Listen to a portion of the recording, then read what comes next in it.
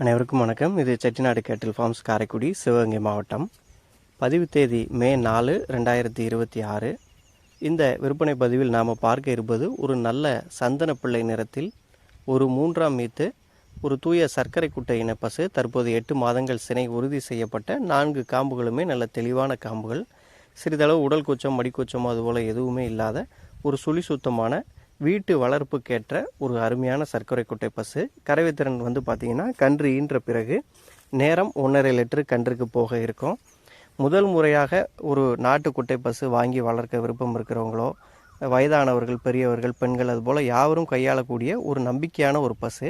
சுழி உரங்கள் காட்டுறோம். நெற்றி, கொண்டை மற்றும் முதுகு 3 இடத்துலையுமே தலா ஒரு சுழி மட்டுமே. தவறான சுழி எதுவுமே இந்த பசுவை பொறுத்தவரை கிடையாது.